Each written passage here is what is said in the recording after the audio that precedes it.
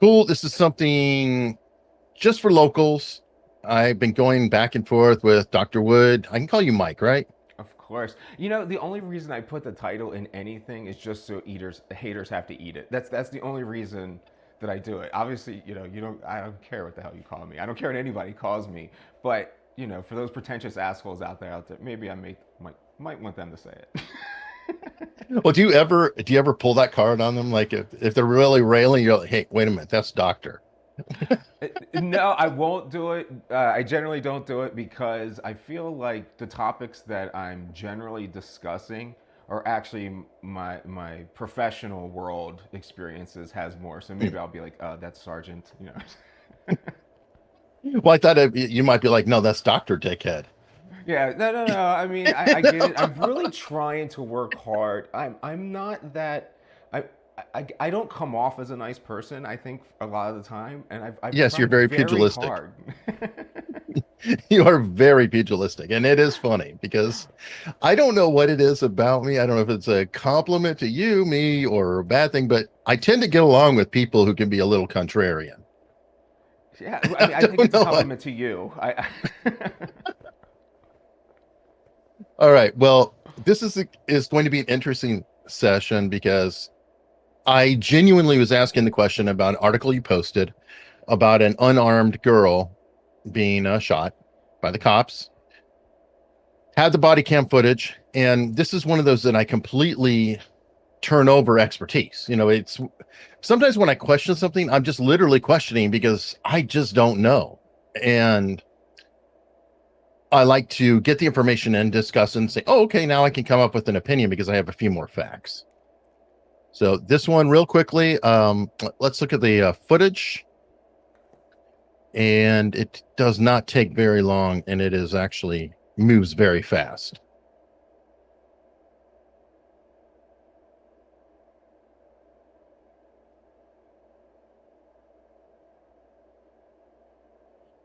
This is so far an example of why body cameras are only a portion of the answer, considering you really can't see shit. Yeah, well, it's a fine steering wheel. It looks to be in good service.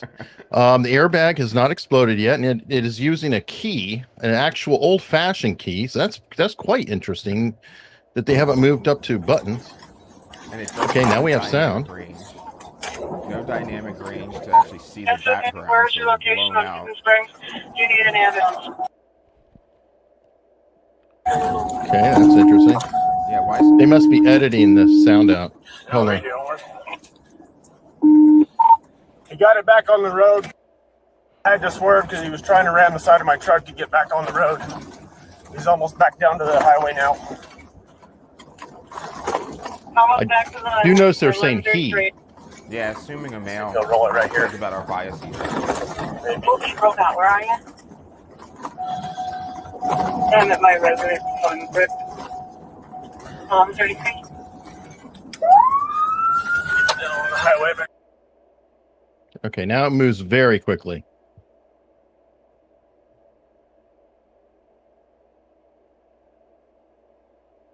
Yeah, so far while they come up to the approach here, yeah, as you pointed out, he assumes that he's Back saying on the male. highway headed towards It's a Hotspur. male. Hold on, you'll have to talk after because I can't hear you over the.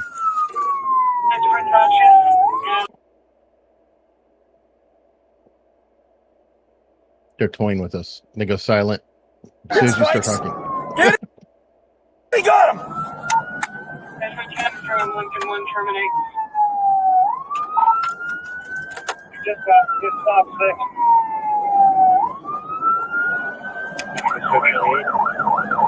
What is that countdown clock? That's interesting too. Where is it? Up on the counter, I see a digital clock that's next to the phone. It seems to be counting a timer. I don't know. Sarge, he just went off in this driveway by the greenhouses right here. I'm assuming it's his radar. Copy.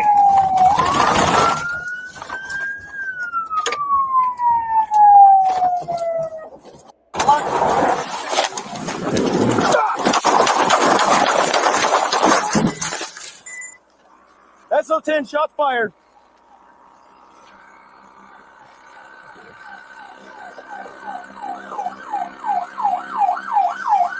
All right, so there's really not much else to see on that. We get the point of what happened to that, right?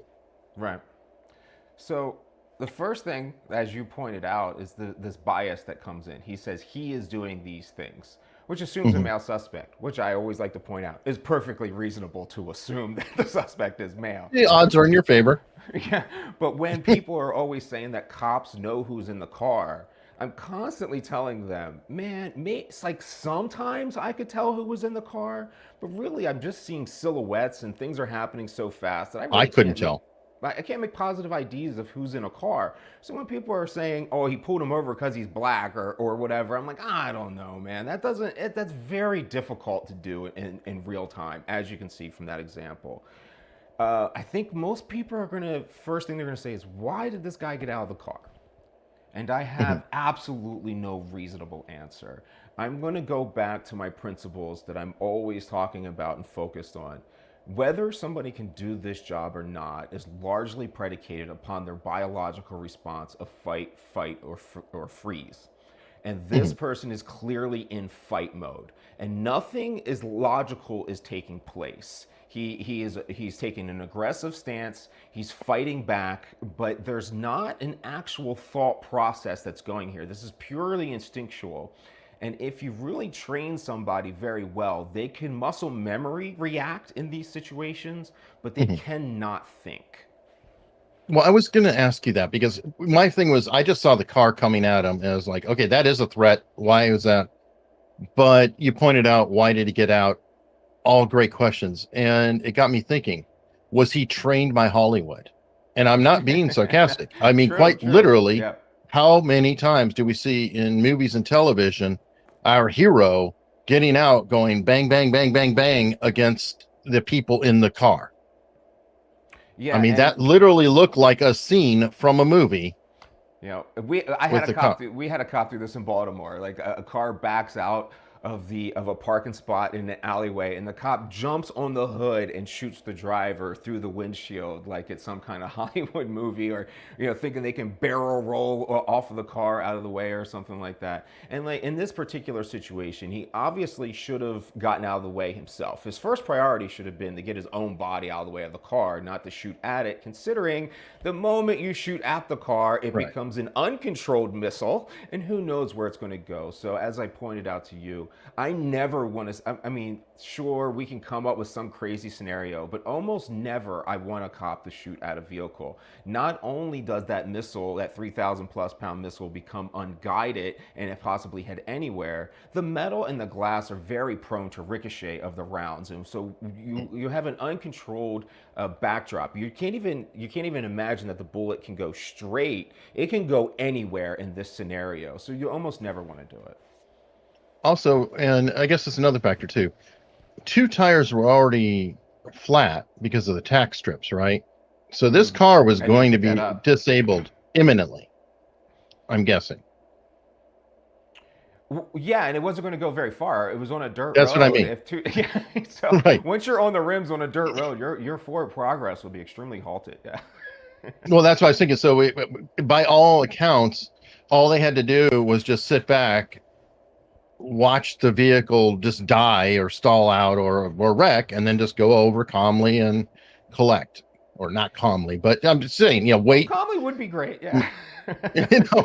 Well, I mean, obviously, they probably would have their guns drawn, and for security, but not necessarily I mean, going sometimes in to I've shoot. even wondered about that. I've been in scenarios where it's been like that, and I've even questioned myself sometimes where it's like, why do I have my gun out? Like, I mean, nothing's happening. Sure. What am I doing? I don't understand. And it's just kind of instinctual or something you're taught to do. And I think there's some credibility to what you're saying about trained by Hollywood. And that I probably had it out because I saw other people do it, or because my training was always in a high threat scenario. But if I was searching a house where nobody was suspected to be in it, why am I walking around with a weapon out? That makes no sense. True, true. And it could be, I hate to say it, be one of those walk up to the car and be like, well, how'd that work out for you? Yeah, absolutely. With almost, I'm not saying to ridicule, but kind of a good humor, calm, mellow aspect. I No, do I think mean, that I've seen that's cops like needed. that. I mean, generally, good veteran cops are that way. Like these sarcastic, salty old cops that have been doing the job for 25 years. Oh, I'll tell you a quick story about a salty old cop, and then we can wrap up this segment.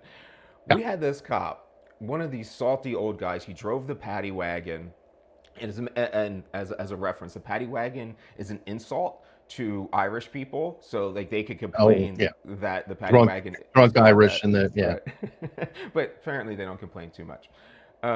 So we had the paddy wagon, which is really a van with just some cages in the back and stuff like that. And sure. we were locking up this kid. I mean, this kid was like 14, maybe 13. And the old salty veteran cop, he's loading him up into the back of the paddy wagon and he's telling him to shut up, be quiet, everybody in there be quiet. Sits the kid down, and as the kid is sitting down, he kind of loses his balance and he reaches back, being handcuffed, and he grabs the edge of the truck just as the paddy wagon officer is shutting the door. As the door shuts, it chops the kid's finger off. He starts Oh, yelling. He's like spurting blood. The other people are the other suspects in the paddy wagon are like, no, they're all yelling as this kid's fingers blood squirting out. He's yelling, obviously.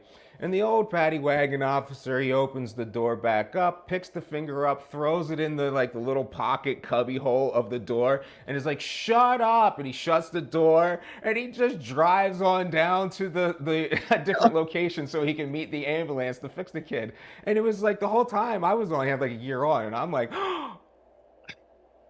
what is happening? I cannot believe this is happening. And he is just 100% in stride, didn't phase him whatsoever. And I'm like, that's probably how he should be, you know? well, at least he didn't say, "Hey, you dropped something." Right? Oh, yeah, he didn't get sarcastic. He didn't panic. He didn't, give any reason for anybody to freak out. It was just like, when you've seen it all, I guess none of this stuff really phases you anymore. Wow, insane. All right, well, that's actually a perfect segue. When you've seen it all, because you've been kind of poking at me and asking questions, with which are all fair because you're on the cusp of whatever, and I don't know if it's a cusp of success or cusp of being an asshole or a cusp of, what I mean? It could be interpreted many ways. So I thought I would go through your history and trajectory because you've kind of had a path through, I mean, if we will, giant shows. Some not as giant, some who think they're giant, or they're big Or and they were think giant, they're. maybe. Yeah, TYT comes to mind. Yeah, that's exactly what I was thinking. Some that are suffering for real.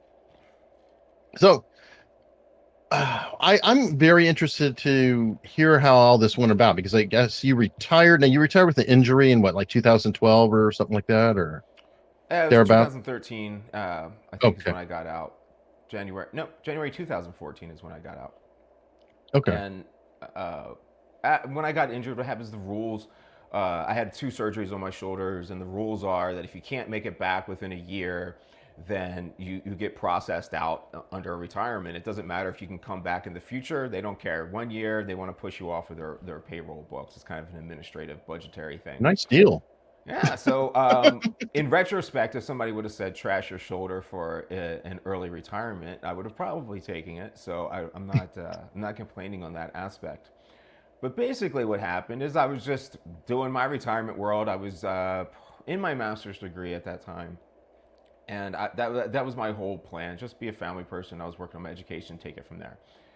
And while at the same time we had just had Tamir Rice be killed, which was very visually, and having a daughter was striking to me to watch Tamir Rice get killed, and the kind of the response that it was like, well, he had a gun, and it's like cool. It's not like, but it wasn't a real gun. That's still fine. But it's not like he was pointing it at anybody. It was literally in his waistband. It's just like this was a crazy moment, and it kind of made me start paying attention more to the Black Lives Matter complaints. Mhm. And then when we had Freddie Gray die in Baltimore, the police department was just totally shedding responsibility for his death. And regardless of anything that happens, once a person is in our custody, it is absolutely 100% our responsibility to take care of them safely. And the idea that they were shunning that responsibility kind of pissed me off. And so I figured at this moment, if you guys want to, you guys are always pretending like this stuff isn't common, like the knee to the back of the neck isn't common. Like we don't give assholes rough rides in vans. Of course we do. You know, like let's not pretend. You drive around the block a few extra times, and it's possible. So maybe take a different route. I'm sure that both, Waze was broke that day. Yeah, all those kind of different things. Totally happens. And it's like, sometimes there's you can explain these kind of things, and it's like, oh, we shouldn't do that. But some of these things are innocent, and when they go too far, obviously, that's a problem. And so I decided, you know what, if you guys don't want to talk about it, I'm just going to sit here and tweet a whole bunch of things that we obviously do that we deny. And I did that, and I went back to cutting my grass in the house and really gave it no thought until I came back later and saw people making a big issue of it on Twitter, as that's what I typed it on. And so from that point on, interviews just started taking off. People started calling and wanting to ask what I was talking about, give my explanations for that. And I was viewing myself at that time, I was a professional. I was a cop, and I'm a supervisor. I had previously acknowledged and tried to really address our shortcomings in training. And this was just the path I was on to improving police department, as any professional should be improving their profession. And because of the narrative, obviously I started getting pulled towards left-wing sources wanting to talk to me more and more, and kind of when I'm being interviewed, they're the ones asking the questions, obviously. And it's hard to sum up the whole path, but as these different What was the first one? I'm curious. So the first big podcast was definitely Rogan's. Well, that was a big. I was wondering who reached out to you first, because I imagine you didn't just go straight to Rogan. Washington Post. So I think Bradley Balco was the first big person that came about. So I did an interview with him that was published in the Washington Post, or is that the Washington Post? That's the Washington Post. And that got a lot of attention, and he was asking basic questions. It was nothing very difficult to go through, basic kind of these things that we hit on all the time. And as it kind of got pulled, the left wing kind of, as I was saying, basically the message of we have to have empathy for these people in the streets, people like Freddie Gray. There's conditions that lead them to these particular scenarios. And the left wing gravitated at that during the time. And during that time with Bernie, I don't know whether I was delusional or whether 2014, 2015 progressive stuff was actually different. Looking back, I don't think it was. I think I was just naive.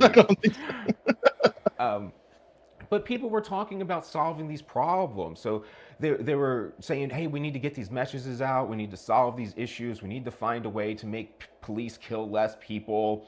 And I'm totally on board with all of this. Some of the messaging got a little weird, and I started meeting people and getting into Hollywood and going to TYT all the time. Now, did you move to LA or? Right. So I ended up moving to LA, and when we talk about the left, it's definitely going to require a book to go through this whole timeline at some point. I understand. But what happened in moving to LA, the basic, there's a very large argument on the left right now, infighting that was going on. And my moving to LA was like the time frame where this infighting begins and kind of marks it all off. You brought it. I feel like maybe there's some kind of part there. But what happened was, a lot of the media we started gravitating towards something to do. People always wanted something for me to do. And at that time, the Standing Rock Sioux had their battle going on with the No DAPL protest and the pipelines going through. So the left wing was very big on this, because, and this is a good example of how my messaging gets mixed up, because they saw environmental issues, they saw issues about minority treatment and racism against Native Americans, and a lot of the police brutality issues that were going on. Me, I saw, I'm not a fan whatsoever of using state-sanctioned violence to carry out the deeds of corporate entities. I thought that is not something I want police involved in. Ironically, a lot of the right wing feel the same way. Just it's so. not populism. No, I mean that's the populist wing. Mhm. So that's where things get really blurry. But go on. Yeah, so they gravitate to this, and I think the left at that time really starts to see me as one of them. And if there's Mhm. anything I'm not, it's partisan, regardless of how many people will point that stick at me. All I saw was the state sanctioned violence issue.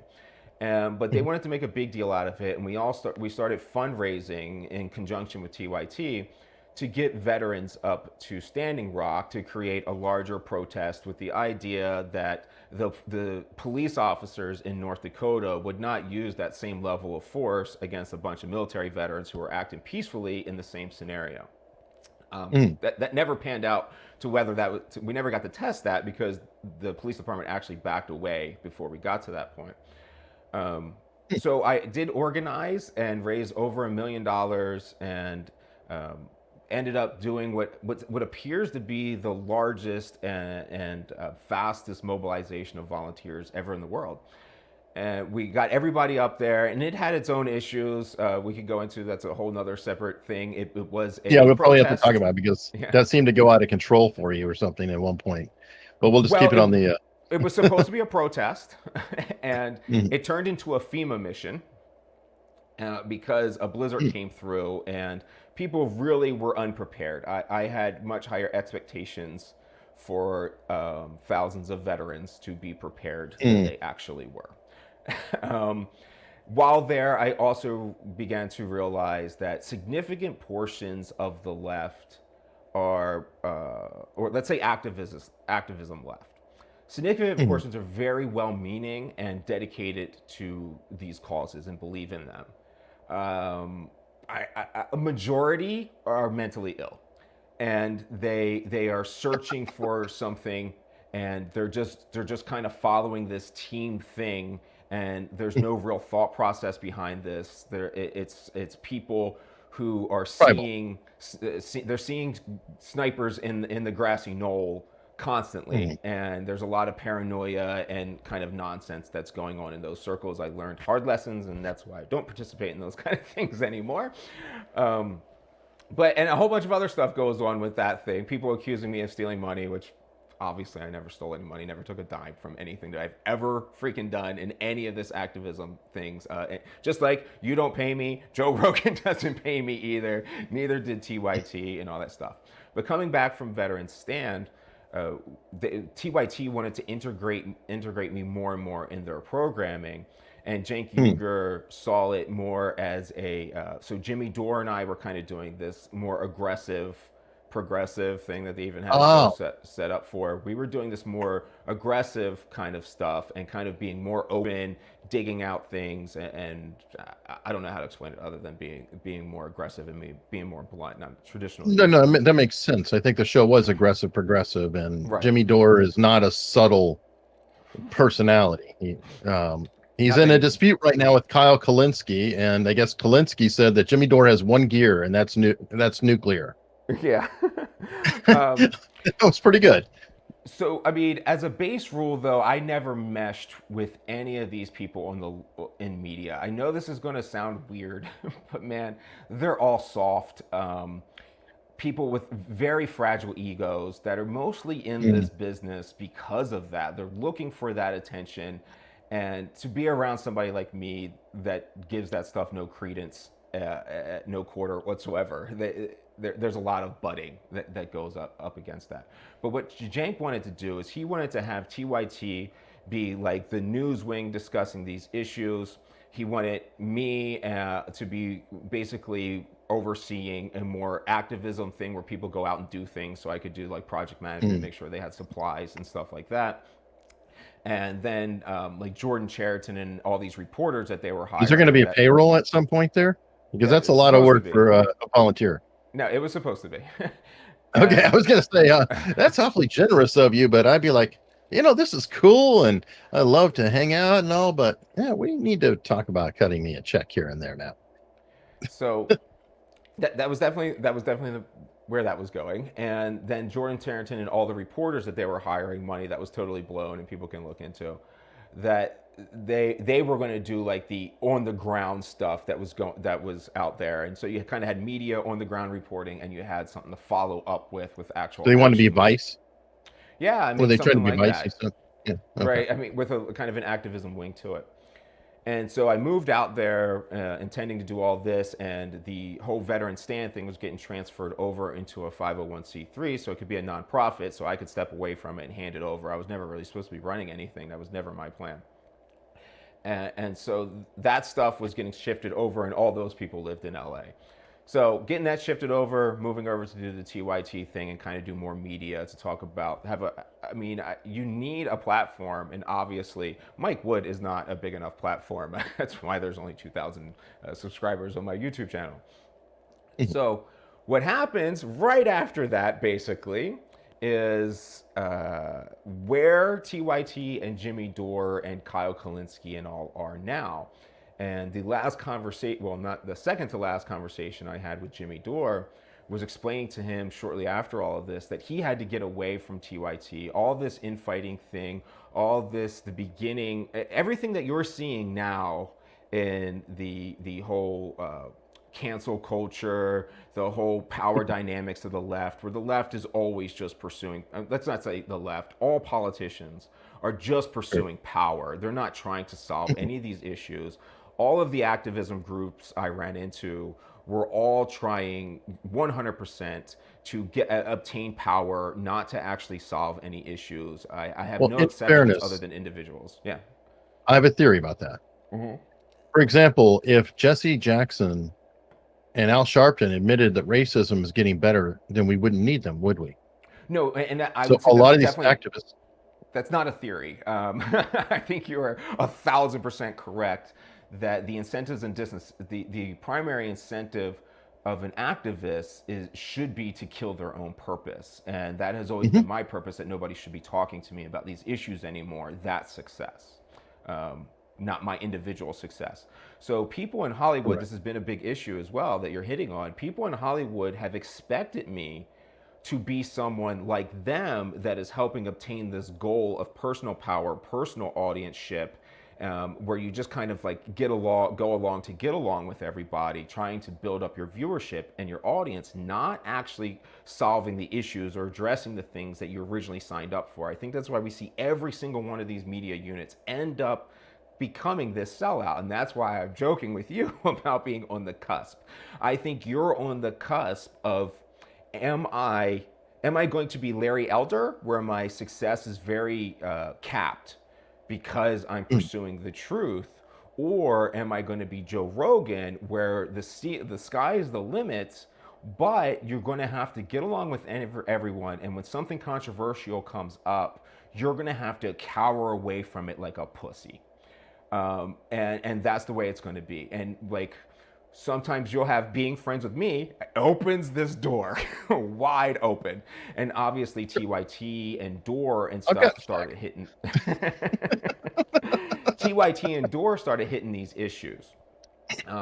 So when I'm saying certain things like, there are biases against Black people when it comes to policing and society in general. They go, yes, this is terrible. And I'm like, man. Yeah, but part of it's because 6% of the population is committing 50% of the violence. And why is that is what we need to address. We can't blame people for being afraid of a portion of the population that commits 50% of the violence. And if you're going to have empathy for George Floyd, then you need to have just as much empathy for Tony Timpa. And this so was let me see, just to make sure I'm not straw manning. Essentially, what you're saying is one side of the issue is saying there's overabundance of violence against a particular group. The other side is saying, yes, so what? That group deserves it because they're doing half the crime. Neither is really focused on what is going on that's causing the problems on both sides to exacerbate. Would that be a fair breakdown? Absolutely. So I grew up watching Dukes of Hazzard, which somebody will tell you is racist these days. Of course. It's primary point. Primary point there. The Dukes of Hazzard knew the pigs were the enemy. right? And I would get mad about this. Being a pig, I would be really wondering why people were inviting me into their house to tell them what to do. That blew my mind. You know, like, why would you do that? I'm a child, and a man at that. I'm like half retarded. So that never sat well with me when I was talking to the right, and they were just being basically authoritarians, trying to say that the others needed to have this state-sanctioned violence applied to them. And then when I was on the left, who were claiming that they weren't the bigots, they weren't the fascists, they were the whole time just going after basically people and trying to blame them and their intent to power. During this time, I was one of the original founders of the Resist movement, which became a big organization. And when they were recruiting me, I was like, yeah, I'll come to your meetings, I'll listen to you, and we'll have a talk. And the very first meetings, they were talking about the resist. And I'm like, okay, what are you resisting? And they were resisting Donald Trump. It was resist Donald Trump, resist Donald Trump. I'm like, guys, yeah, I get all this. But if Donald Trump starts to fight state-sanctioned violence, are you going to fight Donald Trump? You're going to resist ending state-sanctioned violence? And they were just like, he's evil, we can't follow anything he's doing. So obviously, you know, I packed my bags and said, see you guys, you're all nuts. But that was exactly, you know, kind of summarized everywhere I've been. And when you saw me with Thaddeus Russell, it's kind of funny because that was a little even earlier. And the first thing that Thaddeus Russell said to me was, oh, I have gotten lots of warnings about you. And he was very hesitant to get into a conversation with me. He is an interesting cat. I mean, I feel like, you know, we're talking about contrarians. I feel in a lot of ways he's deliberately trying to take the other side of any issue he can come across. So, and I know he's sort of trying to do the Malcolm Gladwell revisionist history angle to a point in interviewing, but it just feels like, you know, his whole postmodern bent just drives me up a tee. I'm a postmodernist. Okay, can I explain that real quick? Well, his does. I understand it to a point, and I understand obviously you are, because you're saying race is a construct, and that does come out of that line. I got all that, but there is a certain fucking point where, you know what? If gravity is a goddamn construct, please jump out the window. And that's not a construct. But he takes it to that, and he's like, well, the plane, everybody. I'm like, dude, stop. That's nonsense. Okay. But so people know, I feel like postmodernism is like, there's another word I've heard people kind of go crazy about and blow it out. But postmodernism just means that in modern society, since we've developed all this civilization and things, we have created concepts to run this whole society, good and bad concepts. But those concepts actually aren't real. We have created them, and they're only as real as long as you participate in them. So money. The value of money is a social concept. Yeah. Right. I get that principle, and if we could just stay in that lane, that's all I want to do. Very interesting lane, but we have to take it to. We're going to now just question biological sex. I'm sorry. Up yours. You can't question biological sex. That to me is a fact. And so it's not a construct. Now I can travel a little bit down the path of the gender aspect that, you know, obviously there's effeminate males and there's masculine females, but they're still males and they're still females. I don't care how you break it down. I think society as a whole just keeps mixing sex and gender. Even when you get a report from your doctor, it will say, check which sex are you, man or woman? And it's like, those are genders. And to say, what gender are you, male or female? It's like, those are sexes. And I always write on their little form, these are sexes. This is a gender. And so I think that's really kind of just cause mass confusion. Male does not mean man. Female does not mean woman. Male and female are sexes.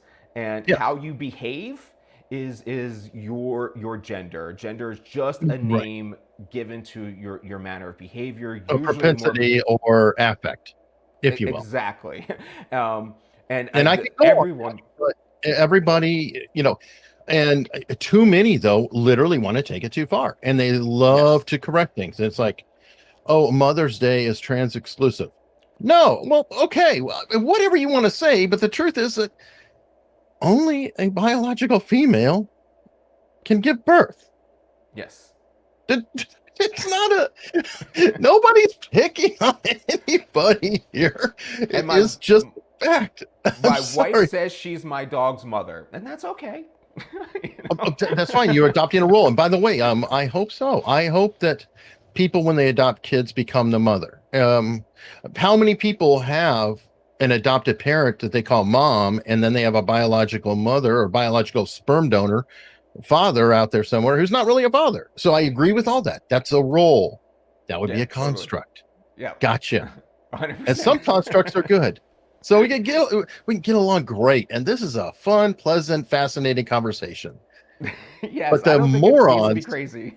who jump in and start to take it to the craziest freaking degree, I don't know. There's just too many ridiculous things. And by the way, I'll throw things back like phrenology at them and say, so, you criticize the past, you're just as stupid. You're just coming up with these new routines. You're coming up with, oh, this is the consensus. What the hell's the consensus? I mean, the consensus among was the people world they get was along flat. with. Right. It's a Anyway, logical fallacy. That's exactly what it is. no, So, there is that. Yeah. so we'll jump back, so I can get back online. I mean, you're not good at keeping me online, and I am terrible at getting off of line. Hey, that's fine.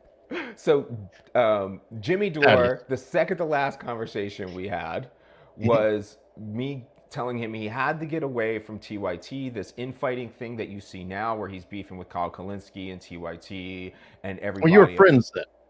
I was friends with him at that moment. Right. I said then. We got along probably, Jimmy Dore and I got along probably, I would say, better than any of the Hollywood people that I was interacting with. Well, he's more New York, isn't he? I'm not sure where he's from. I feel like it was like upstate, like Boston Or or something. Chicago. Might be Chicago. But You're right. It's Chicago. no, he's got that. Oh, there you go. No, but he's got that Midwestern vibe. So I could see you getting along with him more naturally than a typical West Coaster. Right. Man, So we correct me if hung I'm wrong. out together and smoked some J's and stuff like that, and had a good time. Where he was on that cusp at that time. He was maybe a little bit ahead of you, but not very far ahead of you at that time. And so this is where I mean about being on the cusp. So eventually, and why that conversation sparked is because I had gone into while I was out of the studio doing something was happening, and Anna Kasparian had said something publicly about how it was in the UK, I think, there were some kind of issues where they were talking about right-wing terrorists or right-wing extremists or some kind of thing like that. And Sure. Anna was arguing that the police of the UK and government officials needed to put more surveillance on these right-wing extremists in order to prevent their violence or their ideologies being spread, whatever. Sure. And I said, this is a great opportunity. I publicly said it as well, which is, if you know me at all, it's going to be public. So Yeah.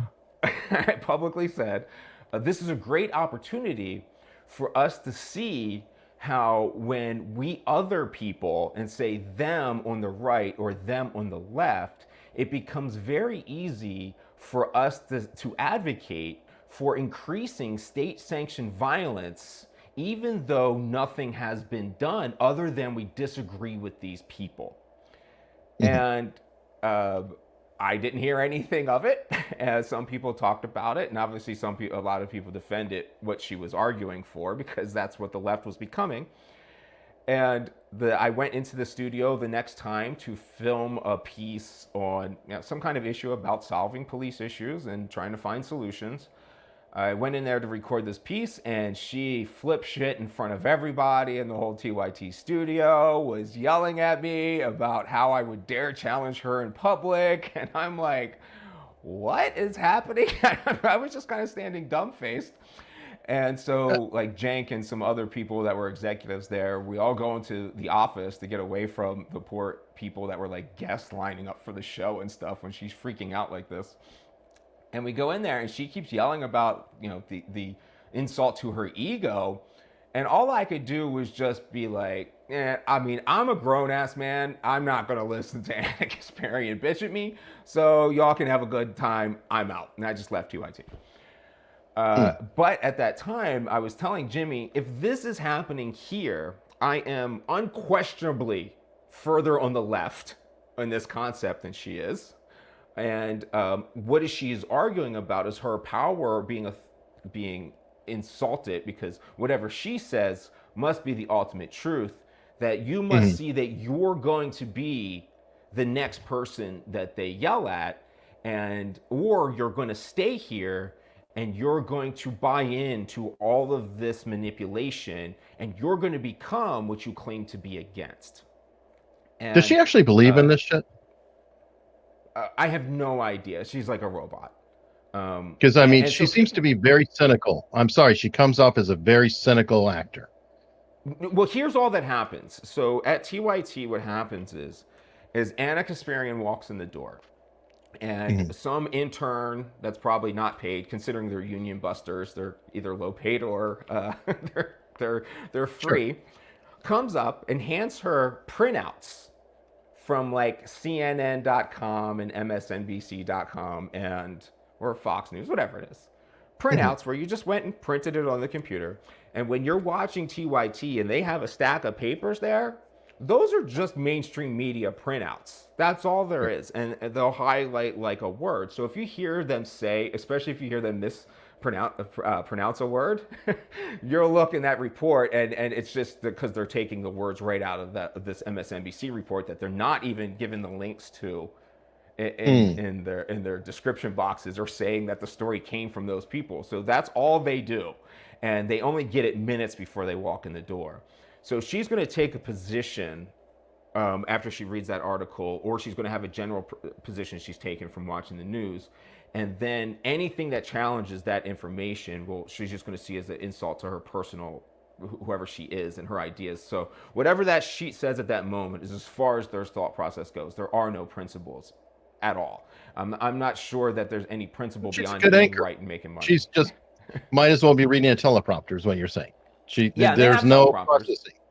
Right. On her own. No processing whatsoever. And so somebody like me, I would sit on the show and I'd be like, well, hold on. What are you saying there? I mean, call me stupid, but this doesn't make much sense. And so those issues went down. And then Jimmy Dore eventually starts his own show. And because he couldn't be on TYT and associate with me. So that was the severing of our relationship right there, because I was going to harm his ability to build an audience. As that went, he ended up branching off on his own, and that was obviously what he needed to do.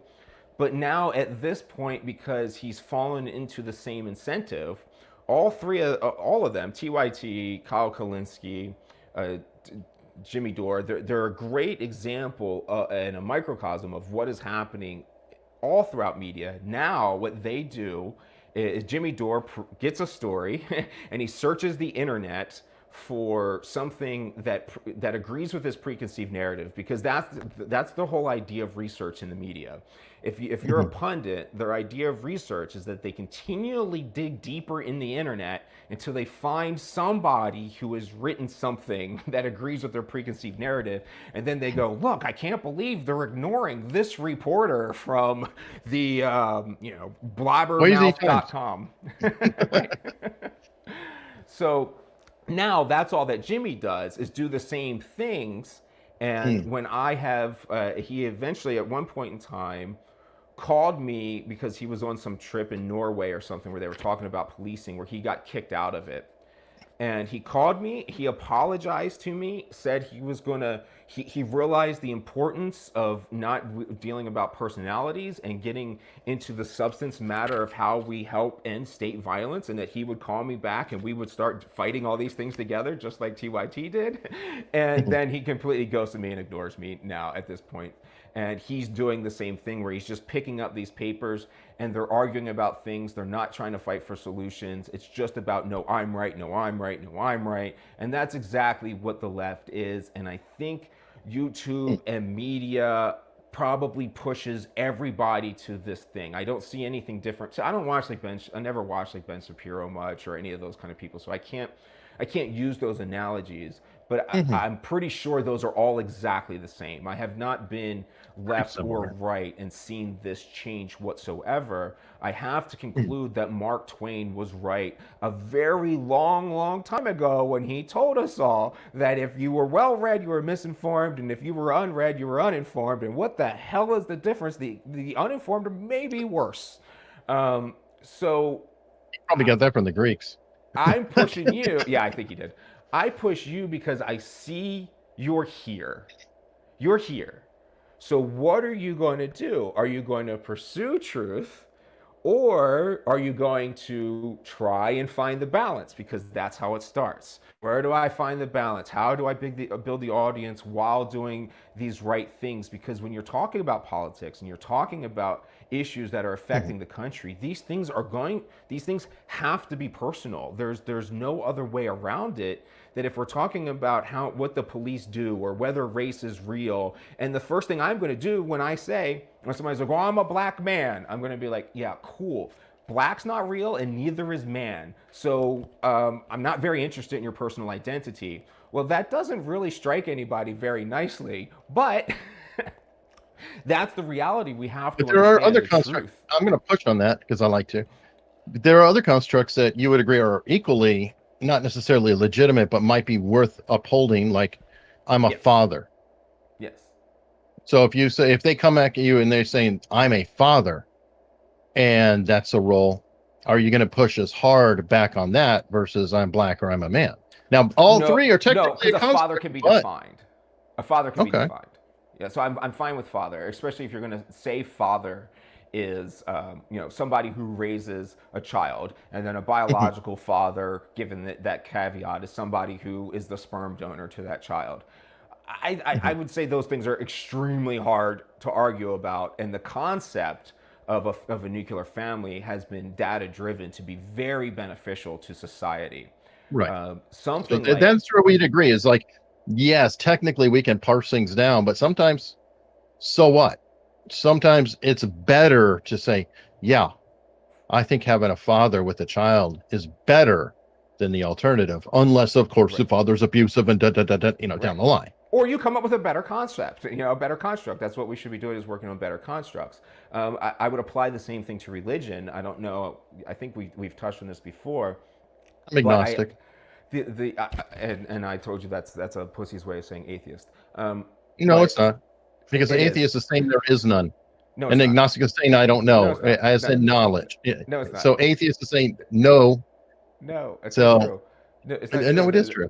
No, it's not. And you can call me a pussy. Of course you're going to say that, but I'm not, because I genuinely don't know. I genuinely question. No, I genuinely an atheist is questioning. No, not the atheist online, buddy. It's in the word. Anti-theist. It doesn't have anything to do with God. Agnostic is a position on God. Atheist is not a position on God. It's a position on theism. So atheist just means I do not believe in any of the thus proposed theisms.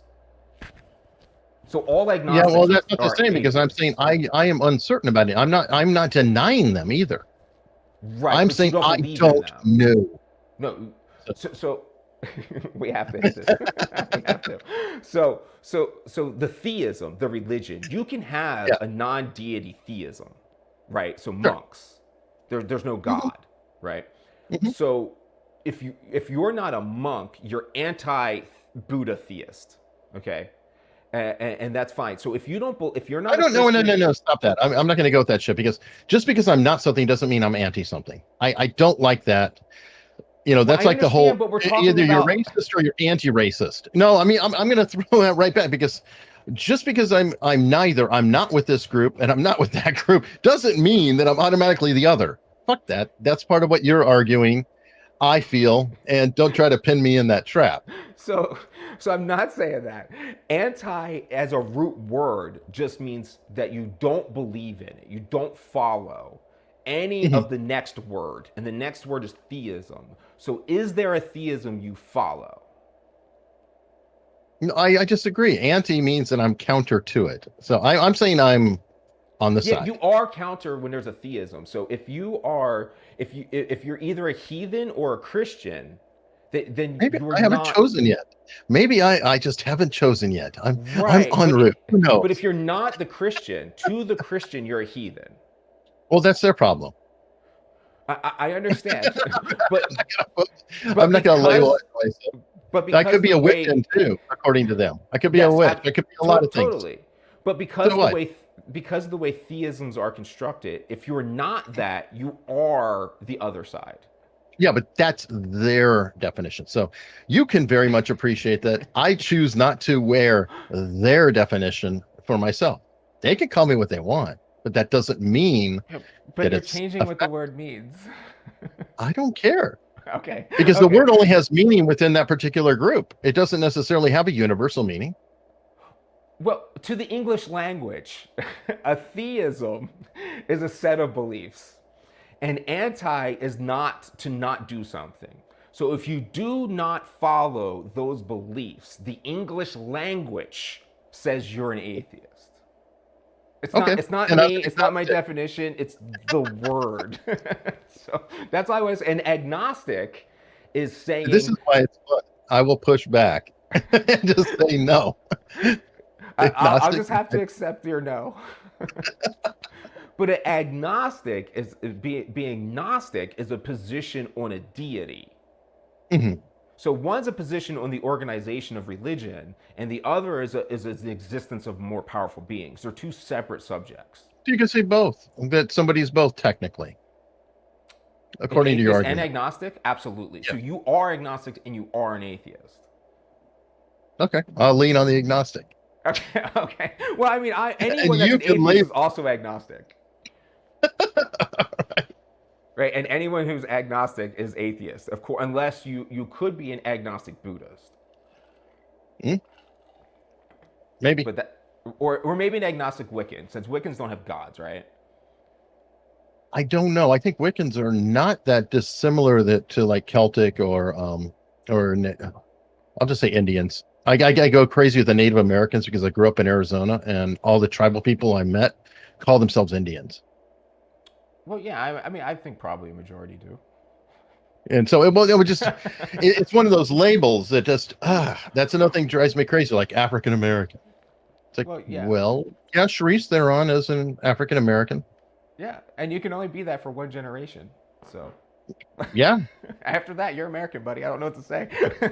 Yeah. But Anyway, uh, so cusping or being on the cusp or whatever, yeah, I very much think about this shit, but try to be as honest with myself as I am, including saying that I'm being a hypocrite here. mhm. And I know that sounds nutty, but sometimes that's my answer. Am I going to just take a stand and somebody's full of shit and I'm just going to go get in a giant battle with them? All I feel maybe, but probably not. Depends. I'm not really coming at the point of a news network. That's not my gig. I do news with booze. That's more fun. And that's kind of like, Sure. I'm just making fun of everybody. And you will notice that I'll put things out there that I kind of get myself into trouble because I'll say something or like, well, what do you mean? What do you mean? Like Charlie, was it Charlie Chester or whatever, the CNN guy said Project Veritas is harassing that poor man. Leave him alone. Sure. I do not see, you got your headline, you got your story, move on. Well, why are you chasing the poor dude around? Anyway, obviously that wasn't a popular opinion. And I know many, many folks, they love Project Veritas, everything they're doing. I like what Project Veritas is doing. That doesn't mean that they're 100% right all the time. Sure. I think that you show more appreciation if you say, no, that was good. Okay, now that wasn't so good. Please work on that. Because if you work on that, you'll be even better. And I don't think you disagree with me on those stances. No, But not at all. myself, I don't know. It's hard for me to tell. I can see little triggers and things in myself and go, oh, interesting. When I have Barnes on and after the Fuentes debate, man, I did not like the chat. I didn't like all the venom that was going in there about Barnes and Fuentes and all of that, right? Yeah. It was not comfortable to me. It was not great. But then I did like the viewership. I was like, Yeah. ooh, look at those views. And so then I said, okay, here is something, a path I have to watch out for, because if I am only trying to get the views and trying to grow, then I need to find the next debate. Right. But I'm Or the trying topic. What do you do when the Right. topics are doing it? Right. Not just the. And I'm trying to I'm trying to be interesting and engaging to people, and I am trying to retain my soul. Mhm. And I know that that's sometimes contrary. And I know sometimes I'm going to have to push the edges in some way in order to draw traffic or whatever, but I am trying to be legitimate about it. And I am trying to say, hey, I'm kind of pushing the edge here to see if I get anything out of it. Because I do feel if you're open about what you're doing, it may still be wrong, but at least you're honest about it, if that makes sense. Maybe that would be the only thing that matters. I just haven't seen it yet, and maybe you'll be the exception. I don't know. But I haven't I don't seen know. anyone follow that. I don't know. And it's So you're hard to there, know. and I'm saying this is neat. Is Mhm. Eric going to be able to break it? Because you're kind of doing something new. There's this. I know it might not feel new to you, but especially with the lawyers starting to step in and kind of, Mhm. there's a bit of a different narrative that's coming. Like people like especially with Viva, what's his name, David, is very. He's very measured, but I Mhm. think that's genuinely who he is, or at least it Mhm. comes off Mhm. that way. Oh, So yeah. Oh, he believes in that that. I think that personality, especially if you're content with being, four hundred That's what I thousand like. followers, it might be his ceiling. But if he's Mhm. content with that, he can really get a local kind of thing.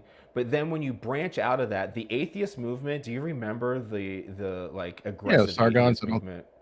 Not, Yeah, I yeah, wouldn't even yeah. say Sargon. He's way less aggressive than like I'm talking the Oh, original. no. I'm just saying, but he came out of it. A Came lot out of of it, people did. absolutely. Yeah. And yeah, the atheists are disgusting. But he's Right? fine. And they're Sargon's. Oh, did you just say atheists are disgusting? no, the atheists on YouTube are. Yeah. That whole Oh yeah, community, yeah, the yeah. Steve Okay. Praise and the, Well, oh my remember God, Sam there's Harris became part of that. So he's a dick, by the way. I yeah, like what he total dick, does, but he's a dick. total dick. So and dishonest as hell.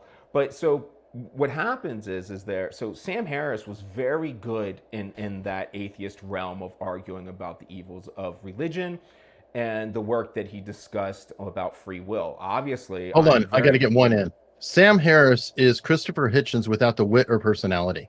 agreed. So Christopher Hitchens is my last hero that I maintain. So I'll say Oh, Kurt, but like music isn't really heroes. But mhm. intellectually, I'm always so thankful that Chris died before Twitter, because I'm sure if he would have gotten his hands on Twitter, I would have realized he was a moron too. Um, so, because every single person that seems to have gotten their hands on Twitter has proven that they're an idiot. So Sam Harris, Richard Dawkins, that whole movement over there, and what happened is so in that niche, Sam's Mhm. great. But as soon as they started to branch out of that niche, when they wanted to get better people, they wanted more money, they kind of got greedy. I can sell my name for this. I can do a podcast and talk about anything, yet push my agenda and my knowledge of what I think I know about policing, which Sam Harris fucking zero, you know, and then would refuse to talk to somebody like me to actually try and get to those solutions. They end up just, and what, like I said to you, it ends up being popular YouTubers and media people interviewing popular YouTubers and media people. Sure. And that was kind of my push, that what I would really like to see, and maybe I'm appealing to you through peer pressure or something, is Which that is great. I mean, I deeply appreciate that, and I would love to, be holistic. And there are some interesting factors, and since we're on locals, we can talk about it. I find it interesting.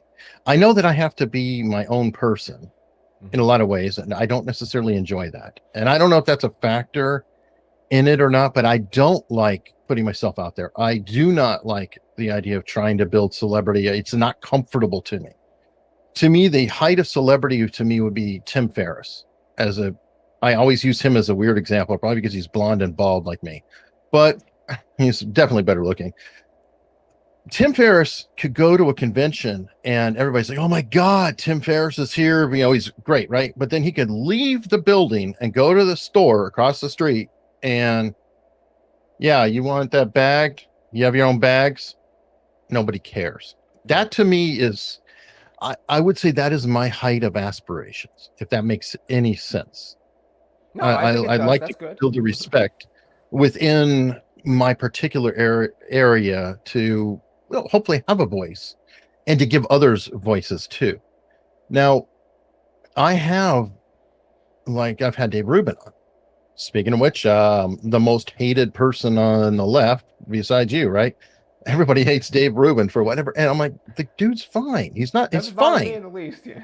Yeah, I mean, I Tim does call him, things, but innocently. Tim Pool always says, I'm milk toast fence sitter. I'd say Dave Rubin is probably a milk toast in some ways. I don't think he's really, really hardcore. And I think he's more of an honest broker than the Young Turks.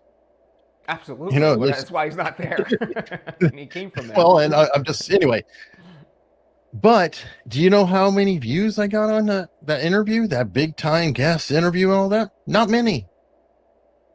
I had Dr. Drew on, which is totally an honor because I grew up really liking, well, not grew up as an adult, but I really, really, really enjoyed having Dr. Drew on. It was an honor to meet him. Very low views. The other guy I had on with me is Mark Robert. The following show I did with Mark Robert outpaced the first show I did with Dr. Drew by a large margin. And it was just us. So I do feel like I'm in this weird, and maybe that's a cusp thing. I feel like I'm finding an audience of sorts.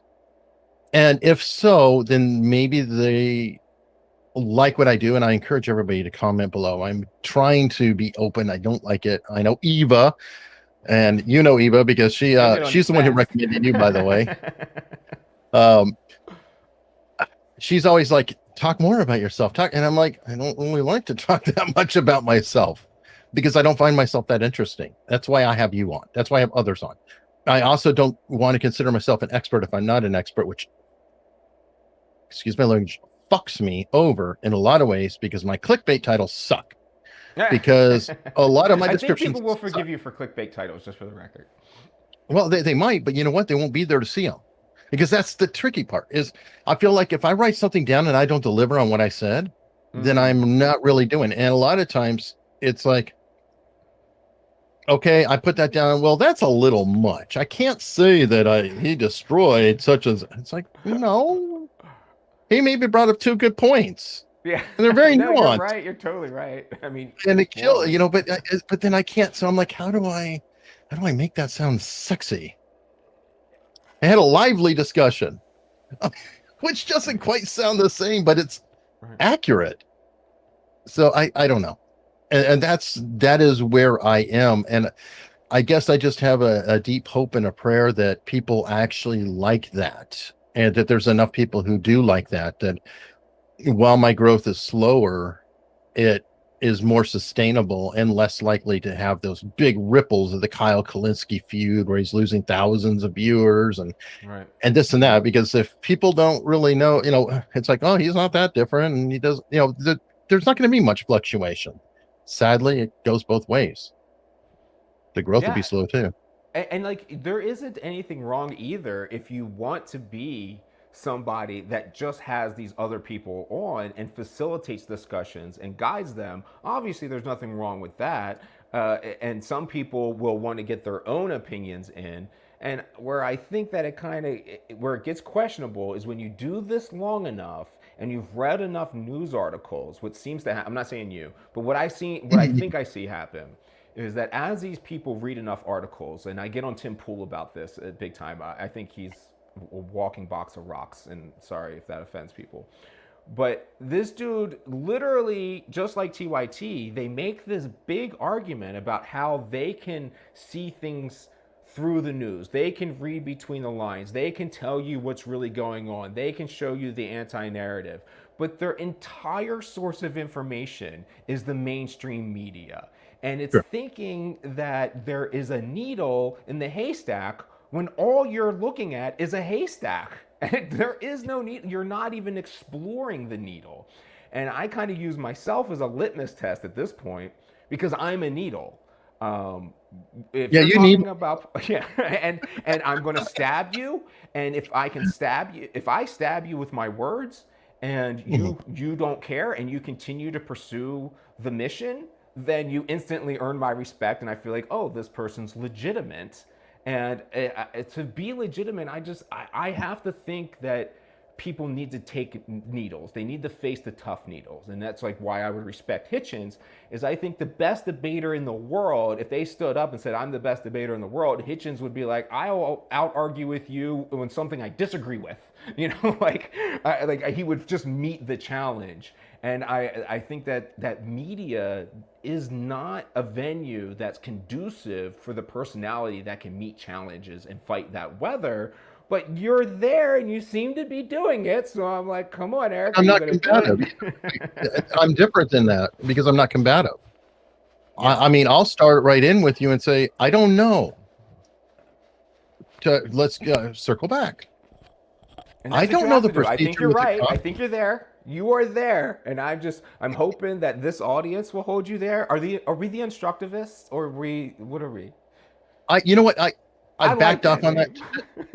Well, yeah, I backed off on that because I love the idea of a community, but the community has to create it themselves. And But I am part one of of the my community. biggest, It's not you. This was my suggestion. well, fine, then you put it out there, and if everybody catches on, Then I I'm thought doing about it. it. All right, guys. We're the Unstructivists. It's an awesome label. It sounds cool. I'm down with it. And we will hold Eric, no matter how big he gets, we're going to hold him accountable to taking stabs at his own ego and knowledge. Okay. All right, well, that's a perfect mic drop. We're done. Stabbing my All right, cut it.